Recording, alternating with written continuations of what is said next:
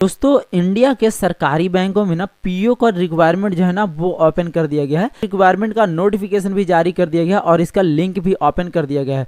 तो इस वीडियो में मैं आपको एक संपूर्ण जानकारी बताने वाला हूं कि इसमें आप फॉर्म को कैसे फिल करोगे, कौन कौन से लोग इसमें फॉर्म को फिल कर सकते हैं, किस किस बैंक में इस वैकेंसी को निकाला गया है और क्या आपका क्वालिफिकेशन लगने वाला है। तो वीडियो को आपको लास्ट तक जरूर देखना है। वीडियो अगर आपको जरा सा भी हेल्पफुल लगे तो वीडियो को अपने दोस्तों में जरूर शेयर करिएगा और आपने अभी तक हमारे चैनल को सब्सक्राइब नहीं किया है तो चैनल को सब्सक्राइब जरूर कर लीजिएगा, बेल आइकन को भी जरूर प्रेस करिएगा कि आने वाले हर एक वीडियो की नोटिफिकेशन आप पे सबसे पहले पहुंचे। तो इस फॉर्म को फिल करने के लिए आपको आ जाना है institute of banking personal selection के इस वेबसाइट पे। इसका लिंक मेरे वीडियो के डिस्क्रिप्शन बॉक्स में मिल जाएगा, डायरेक्ट आप यहाँ पे आ सकते हैं। इस वेबसाइट का जो लुक है ना वो बिल्कुल चेंज कर दिया गया है, मतलब इसमें कुछ चेंजिंग लाया गया है। तो इसमें आपको फॉर्म फिल करने में प्रॉब्लम आ सकता है, तो इस वीडियो में आपको स्टेप बाय स्टेप एक फॉर्म फिल करके ही बताने वाला हूँ। इस वेबसाइट पे आने के बाद ना आपको इसमें थोड़ा सा नीचे स्क्रॉल करना है, एक नोटिफिकेशन जारी किया गया है POMTS 15 का। तो सिंपली फॉर्म को फिल करने के लिए इस वाले ऑप्शन पे आपको क्लिक करना है। जैसे आप इस वाले ऑप्शन पे क्लिक करेंगे तो आपके सामने इसका डिटेल नोटिफिकेशन खुल करके आ जाएगा। देखिए नोटिफिकेशन अगर आप इसका देखना चाहते हैं तो यहाँ पे आपको एक लिंक मिल जाता है, notification for common requirement process for CRP। Simply इस वाले ऑप्शन पे आपको क्लिक करना है। जैसे इस वाले ऑप्शन पे क्लिक करेंगे तो पीओ के पदों पे जो रिक्वायरमेंट निकल करके आया है ना, इसका ऑफिशियल नोटिफिकेशन आपके सामने खुल करके आ जाएगा। अब देखिए इस फॉर्म का जो लास्ट डेट है ना 21/7/2025 तक आप इसमें फॉर्म को फिल कर सकते हैं। इस बैंकों में इस वैकेंसी को निकाला गया है। तो देखिए bank of Baroda, bank of India, bank of Maharashtra, Canara bank, central bank of India, Indian bank, Indian overseas bank, Punjab national bank of Punjab and Sindh bank, UCO bank और union bank of India. Total 11 बैंकों में 5208 पदों पे इस वैकेंसी को ओपन किया गया है। सैलरी होगा ना 48,480 रुपए पर मंथ आपको मिलेगा। मैक्सिमम एज जो इसमें रखा गया है ना कि अगर आप 20 साल के हैं तो इसमें अप्लाई कर सकते हैं और मैक्सिमम एज आपको 30 साल दिया गया है। अगर आप 30 साल से अपर एज में आते हैं तो आपकी कैटेगरी के रिकॉर्डिंग यहाँ पे आपको रिलैक्सेशन दिया गया है कि SC/ST के लिए 5 ईयर और OBC के लिए 3 ईयर और जो विकलांग पर्सन है उनके लिए 10 ईयर यहाँ पे रिलैक्सेशन दिया गया है आपको। अब देखिए इसमें कौन कौन से लोग अप्लाई कर सकते हैं। तो एनी डिग्री इन ग्रेजुएशन, मतलब आपने ग्रेजुएशन किसी भी स्ट्रीम से किया है तो आप इसमें अप्लाई कर सकते हैं, बशर्ते आपका जो ग्रेजुएशन है ना वो फाइनल होना चाहिए। तो फॉर्म को फिल करने के लिए वापस से हम लोग आ जाते हैं इस वेबसाइट पे। अब यहाँ पे आने के बाद देखिए एक लिंक और आपको मिलेगा, apply online for common requirement process under CRP। Simply इस वाला ऑप्शन पे आपको क्लिक करना है। आपके सामने सेकंड पेज खुल करके आएगा जो कि इस प्रकार से होगा। फॉर्म को फिल करने के लिए आपको यहाँ पे 2 ऑप्शन मिल जाता है। और तो अगर आपने इसमें रजिस्ट्रेशन कर लिया है तो आपको यहाँ पे लिंक मिल जाता है log in for already registered candidate का। और अगर आप न्यू कैंडिडेट हैं और न्यू रजिस्ट्रेशन करना चाहते हैं तो यहाँ पे आपको एक ऑप्शन मिल जाता है click here for new registration का। इस वाले ऑप्शन पे आपको क्लिक करना है। जैसे इस वाले ऑप्शन पे आप क्लिक करेंगे ना तो 6 स्टेप में फॉर्म को फिल करना होगा। बेसिक इन्फॉर्मेशन को फिल करने के लिए थोड़ा सा आपको नीचे स्क्रॉल करना है। अब देखिए जितना भी यहाँ पे स्टार मार्क लगा हुआ है ना सभी को आपको यहाँ पे फिल करना है। तो कैंडिडेट का फर्स्ट नेम आपको इस वाले कॉलम में फिलअप करना है, सेम फर्स्ट नेम को यहाँ पे आपको कंफर्म करना है। जिस कैंडिडेट का फॉर्म फिल करना है अगर उनका कोई मिडिल नेम है तो आपको इस वाले कॉलम में फिलअप करना है और मिडिल नेम को यहाँ पे आपको कंफर्म करना है। अगर उनका कोई मिडिल नेम नहीं है तो डायरेक्टली आपको यहाँ पे लास्ट नेम फिलअप करना है, सेम लास्ट नेम को यहाँ पे आपको कंफर्म करना है। मिडिल नेम आपका यहाँ पे शो करेगा, ठीक है। उसके बाद थोड़ा सा आपको नीचे स्क्रॉल करना है, एक मोबाइल नंबर आपको यहाँ पे फिल करना है, सेम मोबाइल नंबर को यहाँ पे आपको कंफर्म करना है। अगर आपके पास कोई अल्टरनेट मोबाइल नंबर है तो वो आप यहाँ पे फिल करेंगे, नहीं तो इस कॉलम को खाली छोड़ देंगे, ये मैंडेटरी नहीं है। एक ईमेल आईडी आपको यहाँ पे फिल करना है। तो ईमेल आईडी जो आपको फिल करना है ना, जो @ के पहले वाला जितना ही वर्ड होगा ना वो आपको इसमें फिलअप करना है। और डोमेन नेम आपको यहाँ पे सिलेक्शन कर लेना है कि आपका gmail.com है या hotmail.com है या in.com है या live.com है या तो फिर rediff.com है। आप अपने कोडिंग यहाँ पे चूज कर लेंगे। ईमेल आईडी को यहाँ पे आप कंफर्म करेंगे, लेकिन यहाँ पे एक कंडीशन है कि @ के बाद वाला अंक भी आपको यहाँ पे फिल करना है।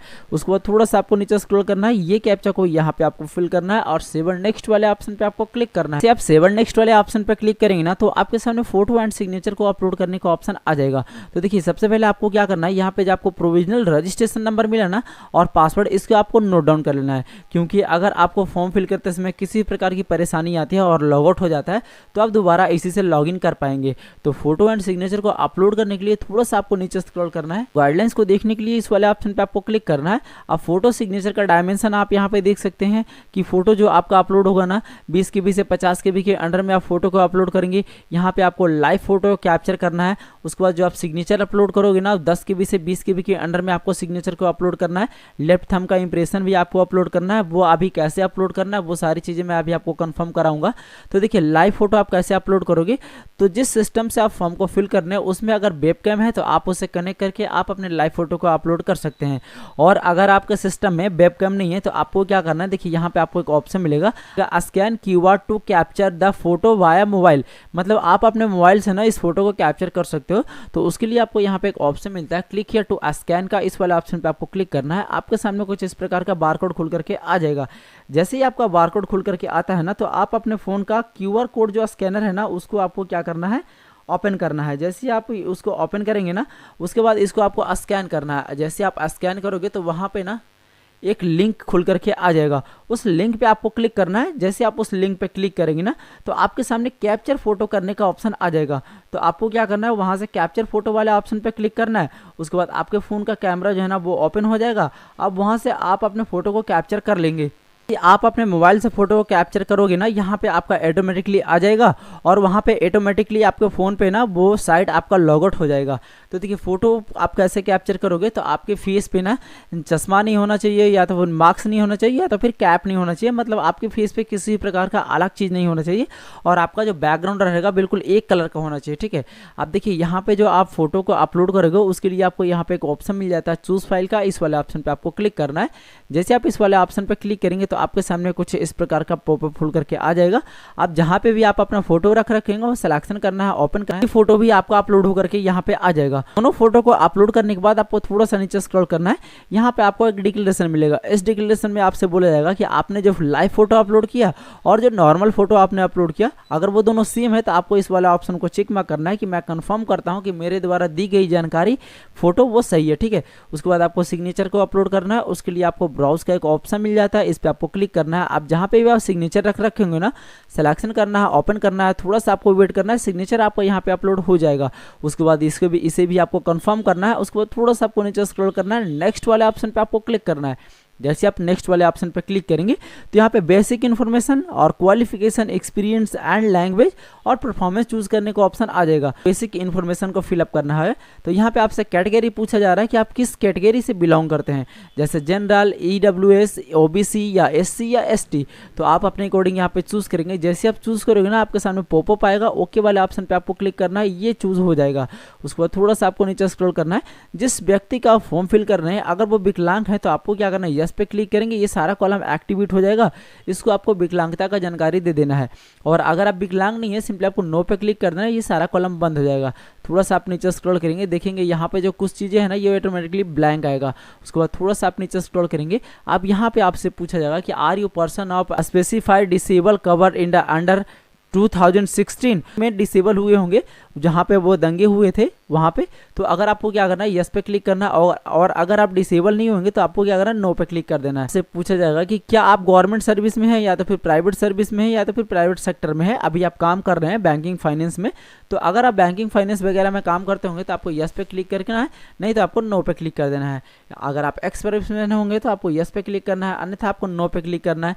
थोड़ा सा आपको नीचे स्क्रॉल करना है। रिलीजन आपको यहाँ पे पूछा जाएगा कि आप ना किस धर्म से आते हैं, सिंपली यहाँ पे क्लिक करेंगे और आप अपने धर्म को चूज कर लेंगे। उसके बाद आपसे यहाँ पे माइनॉरिटी कम्युनिटी पूछा जा रहा है कि अगर आप माइनॉरिटी कम्युनिटी से आते हैं तो आपको यस पे क्लिक करना है, अन्यथा आपको नो पे क्लिक करना है। थोड़ा सा आपको नीचे स्क्रॉल करना है। यहाँ पे आपसे पूछा जाएगा कि have you appear for the CWE या तो फिर CRP PO MT ईयरली। तो इसकी जो वैकेंसी आती है ना वो एक ईयर में एक बार जरूर आता है। तो आप इसे कभी अटेम्प्ट किए होंगे, जैसे कि फर्स्ट, सेकंड, थर्ड, 4, 5, 6, 7 मतलब 14 तक यहाँ पे आपको दिया गया है।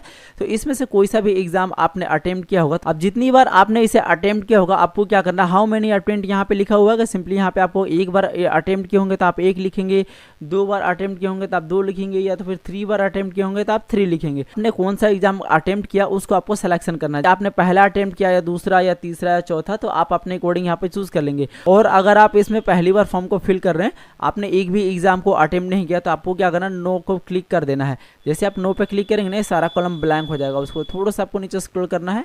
अगर आपने किसी भी बैंक में अप्रेंटिसशिप किया है तो आपको क्या करना है, यस पे क्लिक करना है, अन्यथा आपको नो पे क्लिक करना है, ये सारा कॉलम बंद हो जाएगा। यहाँ पे आपसे पूछा गया है कि do you register on national apprenticeship training scheme. तो अगर आपने नेशनल अप्रेंटिसशिप ट्रेनिंग स्कीम के पोर्टल पे जाकर के रजिस्ट्रेशन किया होगा अप्रेंटिसशिप करने के लिए, तो आपको यस पे क्लिक करना और यहाँ पे आप अपना इनरोलमेंट नंबर को फिलअप करेंगे। और अगर आप इस वेबसाइट पे रजिस्ट्रेशन नहीं किए, सिंपली आपको नो पे क्लिक कर देना है। थोड़ा सा आपको नीचे स्क्रॉल करना है, नेशनलिटी आपको यहाँ पे बताना है, तो यहाँ पे क्लिक करेंगे और इंडिया को चूज कर लेंगे कि स्टेट यूटी एनसीआर, मतलब आप इंडिया के किस स्टेट से आते हैं उसको आपको यहाँ पे चूज करना है। सिंपली यहाँ पे क्लिक करेंगे, आप जिस भी स्टेट से आते होंगे आप अपने अकॉर्डिंग चूज कर लेंगे, उसका स्टेट कोड आपका यहाँ पे आ जाएगा। यहाँ पे आपसे पूछा जाएगा कि centre of the pyramid examination, तो स्टेट आप यहाँ पे चूज किया ना, होम स्टेट। अब उस स्टेट में जहाँ जहाँ एग्जाम सेंटर बनाया गया होगा वहाँ पर ऑप्शन आ जाएगा, आप अपने अकॉर्डिंग यहाँ पे चूज कर लेंगे। 2 एग्जाम सेंटर को आपको चूज करना है, दोनों अलग अलग चूज कर लेंगे। उसके बाद थोड़ा सा आपको नीचे स्क्रॉल करना है, यहाँ पे आपसे पूछा जा रहा है क्या आपके पास कोई वैलिड आईडी प्रूफ है, तो है, तो यहाँ पे आपको चेक मार्क करना है। उसके बाद यहाँ पे आपको चूज करना है कि आपके पास है क्या, पासपोर्ट है, पैन कार्ड है, ड्राइविंग लाइसेंस है, वोटर कार्ड है, आधार कार्ड है, जो भी आपके पास है आप यहाँ पे चूज कर लेंगे। उसका नंबर आपको यहाँ पे फिल करना है। उसके बाद थोड़ा सा आपको नीचे स्क्रॉल करना है, पर्सनल डिटेल आपको यहाँ पे फिल करना है। सबसे पहले आपको डेट ऑफ बर्थ फिलअप करना है। डेट ऑफ बर्थ में सबसे पहले डे को फिलअप करेंगे कि आपका डे कौन सा है। उसके बाद आप अपना मंथ को फिलअप करेंगे। उसके बाद आप अपना ईयर को फिलअप करेंगे। जैसे आप डेट मंथ ईयर को फिलअप कर लोगे ना, तो आपका एज निकल करके ऑटोमेटिकली यहाँ पे आ जाएगा।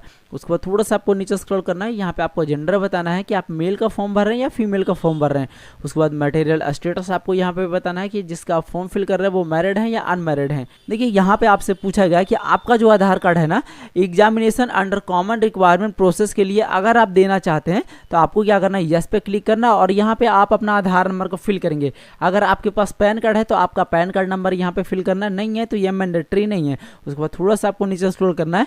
अगर आप एक घर से 2-3 ब्रदर सिस्टर हैं और दोनों तीनों इसमें अप्लाई कर रहे हैं तो उसका डिटेल आपको यहाँ पे फिल करना है। उसके लिए आपको यस वाले ऑप्शन पे क्लिक करना है और यहाँ पे आपको फिलअप कर देना है। और अगर आप सिंगल इसमें अप्लाई कर रहे हैं तो आपको नो वाले ऑप्शन को चूज कर लेना है, ये सारा कॉलम बंद हो जाएगा। उसके बाद थोड़ा सा आपको नीचे स्क्रॉल करना है, आपको अपना फादर नेम यहाँ पे फिल करना है, जो कि फुल नेम आपको फिलअप करना है। यहाँ पे आपको मदर नेम फिलअप करना है। थोड़ा सा आप नीचे स्क्रॉल करेंगे, एड्रेस फॉर करस्पॉन्डेंट आपसे पूछा गया है, तो एड्रेस लाइन 1 में आप अपना विलेज को फिलअप करेंगे। जहाँ पे भी आपका विलेज होगा ना आप इस प्रकार से फिलअप कर लेंगे। एड्रेस लाइन 2 में आपको अपना पोस्ट ऑफिस को फिलअप करना है। एड्रेस लाइन 3 में आप अपना पीएस को फिलअप करेंगे, मतलब पुलिस स्टेशन को।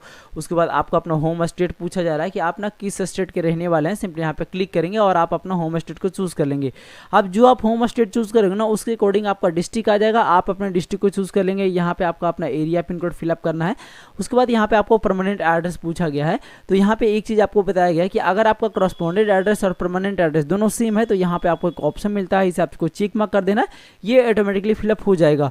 और अगर आपका ये सेम नहीं है तो आपको क्या करना है, इसे दोबारा से फिलअप कर लेना है। उसके बाद थोड़ा सा आपको नीचे स्क्रॉल करना है, यहाँ पे आपसे पूछा गया है कि choose the address for GST invoice. आप जो पेमेंट करोगे ना उसका जो जीएसटी इनवॉइस जाएगा वो किस एड्रेस पे जाएगा। सिंपली यहाँ पे क्लिक करेंगे, करस्पॉन्डेंट में या परमानेंट पे, तो आप अपने अकॉर्डिंग यहाँ पे चूज कर लेंगे। आपका यहाँ पे एप्लीकेशन फीस शो करेगा। आप सारा डिटेल को फिलअप करने के बाद आपको यहाँ पे एक ऑप्शन मिलता है वैलिडिटी और डिटेल का, इस वाले ऑप्शन पे आपको क्लिक करना है, ये डाटा को सेव कर लिया जाएगा। उसके बाद आपको सेव और नेक्स्ट वाले ऑप्शन पे क्लिक करना है। आपके सामने एजुकेशनल क्वालिफिकेशन डिटेल फिलअप करने का ऑप्शन आ जाएगा। थोड़ा सा आप इसमें नीचे स्क्रॉल करेंगे, सबसे पहले आपको यहाँ पे 10th का डिटेल फिलअप करना है। तो 10th आपने किस बोर्ड या यूनिवर्सिटी से पास किया, उस बोर्ड या यूनिवर्सिटी का नाम आपको यहाँ पे फिल करना है ना। 10th का पास किया उसके लिए आपको यहाँ पे क्लिक करना है। सबसे पहले आपको ईयर को चूज कर लेना है कि आपने ना 10th किस ईयर में पास किया। उसके बाद आप अपना मंथ को चूज करेंगे, उसके बाद आप अपना डेट को चूज करेंगे। आपका डेट ऑफ पासिंग यहाँ पे फिल हो जाएगा। परसेंटेज ऑफ मार्क्स यहाँ पे बताना है कि आपका 10th में ना कितना परसेंटेज आया। क्लास या ग्रेड आपको यहाँ पे बताना है कि आपका जो फर्स्ट क्लास है, सेकंड क्लास है या पास क्लास है, आप अपने अकॉर्डिंग यहाँ पे चूज कर लेंगे। उसके बाद ग्रेजुएशन का डिटेल आपको यहाँ पे फिल करना है। सिंपली यहाँ पे आपको ये बताना है कि आपने ना ग्रेजुएशन किस बोर्ड या तो फिर इंस्टीट्यूट या तो फिर यूनिवर्सिटी से आपने किया, उसका नेम आपको यहाँ पे फिल करना है। आपको डिग्री यहाँ पे फिलअप करना है कि ग्रेजुएशन में ना आपका कौन सा सब्जेक्ट से ग्रेजुएशन था, कि आपका ना ग्रेजुएशन किस चीज से था, तो आप अपने अकॉर्डिंग यहाँ पे चूज कर लेंगे कि आप ना किस सब्जेक्ट से ग्रेजुएशन किया है, तो आप अपने अकॉर्डिंग यहाँ पे चूज करेंगे। पासिंग ईयर आपको यहाँ पे फिल करना है, परसेंटेज ऑफ मार्क्स आपको यहाँ पे फिल करना है और क्लास और ग्रेड आपको यहाँ पे फिल करना है। दोनों में से कोई सा भी फिलअप कर लेंगे। पूछा जा रहा है कि do you have a operating and working knowledge in the computer system. तो अगर आपके पास ना कंप्यूटर का नॉलेज होगा तो आपको क्या करना है, यस पे क्लिक करके यहाँ पे आपको ये बताना है कि आपके पास ना कौन सा नॉलेज है, सर्टिफिकेट इन या डिप्लोमा इन या डिग्री इन, या तो फिर हाई स्कूल या तो फिर कॉलेज या फिर इंस्टीट्यूट ने आपने कंप्यूटर सीखा है, तो वो चीज़ आपको यहाँ पे चूज़ कर लेना है। और अगर आपके पास कंप्यूटर का नॉलेज नहीं है, सिंपली आपको नो पे क्लिक कर देना है, लेकिन ये मैंडेटरी है, आपको यस पे क्लिक करके यहाँ पे सर्टिफिकेट को चूज़ कर लेंगे, ये ऑटोमेटिकली इधर की ओर आ जाएगा। ठीक है, उसके बाद थोड़ा सा आपको नीचे स्क्रॉल करना है, एक्सपीरियंस डिटेल आपको यहाँ पे फिल करना है। तो अगर आपके पास एक्सपीरियंस होगा तो आपको यस पे क्लिक करके डाटा को फिल करेंगे, अन्यथा आपको नो पे क्लिक कर देना है। आपको अदर डिटेल का ऑप्शन आ जाएगा, तो यहाँ पे आपको ये बताना है कि जो इसका ऑनलाइन मोड में एग्जाम होने वाला है ना, उस एग्जाम से पहले अगर आप ट्रेनिंग लेना चाहते हैं कि आपका एग्जाम कैसे होगा, तो आपको क्या करना है, यस पे क्लिक करना है, अन्यथा आपको नो पे क्लिक करना है। आपको यही सजेस्ट करूंगा कि आपको यस पे क्लिक कर देना होगा कि आप इस एग्जाम के लिए ट्रेनिंग लेना चाहते हैं। ठीक है, उसके बाद यहाँ पे आपसे पूछा जा रहा है क्या आप पे किसी न्यायालय या कोर्ट या तो फिर आपके विरुद्ध कोई भी प्रकार का शिकायत या तो फिर केस मुकदमा दर्ज है, तो आपको क्या करना है, यस पे क्लिक करके डाटा को फिल करेंगे, अन्यथा आपको नो पे क्लिक कर देना है। लैंग्वेज आपसे पूछा गया कि आपके पास ना किस लैंग्वेज का नॉलेज है, सिंपली यहाँ पे क्लिक करेंगे, हिंदी इंग्लिश या अदर लैंग्वेज का नॉलेज आपको होगा, आप यहाँ सिलेक्शन करेंगे। उसके बाद रीड राइट एंड स्पीक तीनों को ऐसा चेक मार्क करेंगे, ब्लू कलर का होता जाएगा, मतलब आपको ये तीनों चीज़ करने आता है इस लैंग्वेज में, बोलना लिखना और पढ़ना। ठीक है, उसके बाद सेकंड लैंग्वेज अगर आपको आता होगा तो यहाँ पे क्लिक करेंगे और सेकंड लैंग्वेज को भी आपको चूज करना है। सेम इसी प्रकार से आपको इसे ऑन कर देना है। ऑन करने के बाद आपको यहाँ पे एक ऑप्शन मिलेगा वैलिडिटी और डिटेल का, इस वाले ऑप्शन पे आपको क्लिक करना है, ये डाटा आपका सेव कर लिया जाएगा। उसके बाद आपको ओके वाले ऑप्शन पे क्लिक करना है, आपको यहाँ पे एक ऑप्शन मिल जाता है सेव एंड नेक्स्ट का, इस वाले ऑप्शन पे आपको क्लिक करना है। जैसे आप सेव एंड नेक्स्ट वाले ऑप्शन पे क्लिक करेंगे तो आपके सामने परफॉर्मेंस चूज करने के लिए बोला जाएगा कि आप ना किस बैंक में सबसे पहले जॉब करना चाहते हो। तो देखिए बैंक का नेम आपको यहाँ पे देखने को मिल जाएगा, जैसे कि bank of Baroda, bank of India, bank of Maharashtra, Canara bank, central bank of India, Indian bank, Indian overseas bank, Punjab national bank, Punjab and Sindh bank, UCO bank और यूनियन बैंक ऑफ इंडिया। तो आप जिस बैंक में सबसे पहले जॉब करना चाहते हैं, सबसे पहले आपको उसको सिलेक्शन करना है। जैसे आप सेलेक्ट करोगे ना, वो इधर की ओर आ जाएगा। ठीक है, तो बारी बारी से आप जिस भी बैंक में जॉब करना चाहते हैं, सबसे पहले आप अपने अकॉर्डिंग यहाँ पे सेलेक्ट करते जाएंगे। ठीक है, सभी बैंकों को आपको इसी प्रकार से सिलेक्शन कर लेना है कि आप किस बैंक में सबसे पहले जाना चाहते हैं। सिलेक्शन करने के बाद आपको यहाँ पे एक ऑप्शन मिलता है वैलिडिटी और डिटेल का, इस वाले ऑप्शन पे आपको क्लिक करना है, ये डाटा आपका सक्सेसफुली सेव कर लिया जाएगा। ओके वाले ऑप्शन पे आपको क्लिक करना है। उसके बाद आपको सेव एंड नेक्स्ट का ऑप्शन यहाँ पे मिलता है, इस वाले ऑप्शन पे आपको क्लिक करना है। जैसे आप सेव एंड नेक्स्ट वाले ऑप्शन पे क्लिक करेंगे ना, तो आपके सामने आपके फॉर्म का पूरा प्रीव्यू शो करेगा। आप इसे बारीकी तरीके से चेक कर लेंगे कि आपने जो फॉर्म फिलअप किया वो सही है या नहीं है। अगर आपका मिस्टेक रहा तो आपको क्या करना है, वापस नीचे की ओर आएंगे, यहाँ पे आपको एक ऑप्शन मिल जाता है बैक का, इस पे आपको क्लिक करके आप अपने फॉर्म को एडिट कर लेंगे। और अगर आपका डिटेल सही रहा तो आपको यहाँ पे एक ऑप्शन मिलता है आई एग्री का, इस वाले ऑप्शन पे आपको क्लिक करना है। उसके बाद देखिए यहाँ पे आपको दो ऑप्शन मिलता है डिक्लेरेशन। एक में आपसे पूछा गया कि आपके द्वारा क्या दी गई जानकारी सभी सही है और आपका आईडी प्रूफ से सारी चीज़ मेल खाता है, तो आपको इस वाले ऑप्शन को चेक मार्क करना होगा। ये ऑप्शन ऑटोमेटिकली ब्लैंक हो जाएगा। ठीक है, और अगर आपका कुछ मेल नहीं खाता, अगर कुछ मिस्टेक है, अगर आपने कुछ अपने डॉक्यूमेंट में सुधार करवाया है, तो आपको क्या करना है, नीचे वाले ऑप्शन को चेक मार्क करना है। ठीक है, उसके बाद आपको कंप्लीट रजिस्ट्रेशन वाले ऑप्शन पे क्लिक करना है। जैसे आप कंप्लीट रजिस्ट्रेशन वाले ऑप्शन पे क्लिक करेंगे तो आपके सामने कुछ इस तरह का पॉपअप आ जाएगा। सिंपली आपको ओके वाले ऑप्शन पे क्लिक करना है, 2 बार आप ओके वाले ऑप्शन पे क्लिक करेंगे, थोड़ा सा आपको वेट करना है। आप डॉक्यूमेंट अपलोड करने का इंटरफेस आपके सामने कुछ इस प्रकार से शो करेगा। अब देखिए डॉक्यूमेंट में आपको क्या क्या अपलोड करना है, तो लेफ्ट थंब का इंप्रेशन आपको यहाँ पे अपलोड करना है, हैंड राइटिंग डिक्लेरेशन आपको अपलोड करना है और 10th क्लास का मार्कशीट या सर्टिफिकेट आपको यहाँ पे अपलोड कर देना। ठीक है, अब ये जो हैंड राइटिंग डिक्लेरेशन आप लिखोगे वो कहाँ से लिखोगे और ये जो डॉक्यूमेंट आप अपलोड करोगे इसका साइज क्या होगा, तो यहाँ पे आपको गाइडलाइंस फॉर अपलोडिंग डॉक्यूमेंट का ऑप्शन मिल जाएगा। इस पर आपको क्लिक करना है, आपके सामने कुछ इस प्रकार का नोटिफिकेशन खुल करके आ जाएगा। अब देखिए लेफ्ट थंब का इंप्रेशन जो आप यहाँ पे अपलोड करोगे ना, वो 20 KB से 50 KB के अंडर में आपको अपलोड करना है। अब जो हैंड राइटिंग डिक्लेरेशन आपको लिखना है ना, कैसे लिखना है, देखिए इंग्लिश में आपको लिखना है और क्लियर एंड क्रिस्टल पेज पे लिखना है, मतलब व्हाइट पेपर पे लिखना है और ब्लैक पेन से ही आपको लिखना है। ठीक है, अब इसका जो साइज रहेगा 50 KB से 100 KB के अंडर में आपको साइज रखना है। डिक्लेरेशन दे दिया गया है कि ये जो आई दिख रहा है ना, यहाँ से लेकर के आपको रिक्वायर्ड तक यहाँ तक लिखना है। ठीक है, अब ये जो खाली स्थान दिख रहा है ना, यहाँ पे जिस भी कैंडिडेट के नाम से आप फॉर्म फिल कर रहे हैं उनका नाम आपको यहाँ पे लिखना है। अब जो 10th क्लास का जो सर्टिफिकेट या तो फिर मार्कशीट आप अपलोड करोगे वो A4 साइज में होना चाहिए और 500 KB से कम में और PDF फॉर्मेट में आप यहाँ पे अपलोड करेंगे। अपलोड करने के लिए वापस हम लोग इसी वेबसाइट पे आ जाते हैं। अब लेफ्ट थंब का इंप्रेशन को अपलोड करने के लिए आपको यहाँ पे एक ऑप्शन मिल जाता है चूज फाइल का, इस वाले ऑप्शन पे आपको क्लिक करना है। अब जहाँ पे भी आप रखेंगे वो सिलेक्शन करेंगे, ओपन करेंगे, थोड़ा सा आपको वेट करना है, आपका प्रीव्यू कुछ इस प्रकार से शो करेगा। सिंपली आपको ओके वाले ऑप्शन पे क्लिक करना है। जैसे आप ओके वाले ऑप्शन पे क्लिक करेंगे तो ये डाटा आपका अपलोड हो चुका है। इस प्रकार से आप सभी डॉक्यूमेंट को अपलोड कर लेंगे। डॉक्यूमेंट को अपलोड करने के बाद अगर जो डॉक्यूमेंट आपने अपलोड किया आप उसका प्रीव्यू देखना चाहते हैं तो यहाँ पे आपको एक ऑप्शन मिल जाता है प्रीव्यू का। इस पर क्लिक करके आप अपने डॉक्यूमेंट को देख सकते हैं, ठीक है। और यहाँ पे आपको एक ऑप्शन मिलेगा कि I confirm that hand writing declaration and thumb impression and upload and वो वैलिड आईडी। सिंपली आपको इस डिक्लेरेशन को चिक मार्क कर देना है। आपने जो भी डाटा अपलोड किया वो बिल्कुल सही है।